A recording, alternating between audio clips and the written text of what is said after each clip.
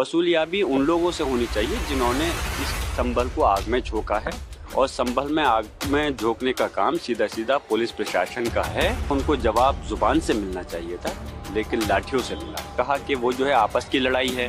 फिर उसके बाद में आपस की लड़ाई के बाद में फिर वहाँ का अधिकारी कह रहा है कि हाँ, वहाँ के जाहिल हम पे गोली चलाएंगे तो हम क्या देखेंगे, मरेंगे मारेंगे। इसकी रिकवरी भी, जो नुकसान हुआ है सरकारी प्रॉपर्टी का और प्राइवेट प्रॉपर्टी का, उसकी वसूलियाबी इन पुलिस के अधिकारियों से होनी चाहिए। माननीय सर्वोच्च न्यायालय के आदेशानुसार फोटो चस्पा कर ही नहीं सकते ये, और अगर फोटो चस्पा करेंगे तो इसका मतलब माननीय सर्वोच्च न्यायालय को चैलेंज कर रहे हैं। फिर ये मैं वहीं जाकर के इनकी रिट दायर करूंगा।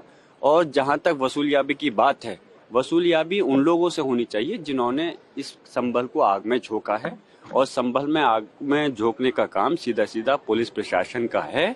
और इस चीज को मैं जो कह रहा हूँ वो किसी बुनियाद और आधार पर ही कह रहा हूँ, हवा में नहीं कह रहा।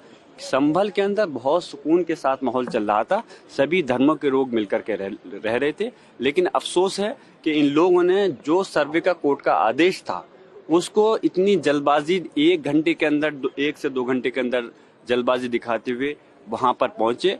उसके बावजूद भी उसका पालन किया गया, लेकिन दूसरे सर्वे में भी आज लोग अपना कोऑपरेट कर रहे थे और सर्वे करा रहे थे। बाहर सिर्फ लोगों ने ये जानना चाहा कि आप सर्वे क्यों कर रहे हो दोबारा से, तो उसके एवज में उनको जवाब जुबान से मिलना चाहिए था, लेकिन लाठियों से मिला और गोली चलाई।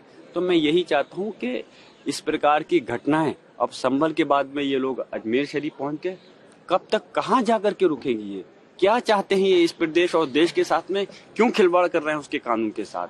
माननीय सर्वोच्च न्यायालय को उसमें संज्ञान, मैंने भी रिट दायर कर रहा हूं इस मामले में माननीय सर्वोच्च न्यायालय के अंदर, और मैं ये मांग करता हूं कि इस पे जरूर रोक लगनी चाहिए, जिससे कि हमारे प्रदेश और देश का माहौल और जो एकता है वो कायम रह सके और इसका विकास हो सके। बर्क साहब, आप कह रहे हैं कि सुप्रीम कोर्ट का आदेश का उल्लंघन होगा। 250 तस्वीरें जारी कर दी गई हैं और जिसमें तस्वीरें जाते हुए दिखाया गया है।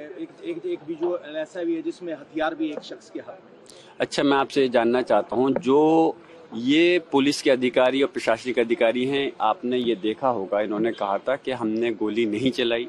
उसके बाद में जब इनकी वीडियो वायरल हुई तो आपको ये भी दिखा कि इस प्रकार ये गोली चलाते हुए नजर आ रहे हैं। उसके बाद में जब इनके अपने झूठे साबित हो गए तो इन्होंने इसको रुख को मोड़ना चाहा। इन्होंने कहा कि वो जो है आपस की लड़ाई है। फिर उसके बाद में आपस की लड़ाई के बाद में फिर वहाँ का अधिकारी कह रहा है कि हाँ, वहाँ के जाहिल हम पे गोली चलाएंगे तो हम क्या देखेंगे, मरेंगे मारेंगे। तो मैं ये चाहता हूँ कि कोई भी जनता का ऐसे वीडियो आपको नहीं मिलेगा जिसके पास में कोई हथियार हो, कोई गोली चला रहा हो। तो इसलिए इसकी रिकवरी भी, जो नुकसान हुआ है सरकारी प्रॉपर्टी का और प्राइवेट प्रॉपर्टी का, उसकी वसूलियाबी इन पुलिस के अधिकारियों से होनी चाहिए।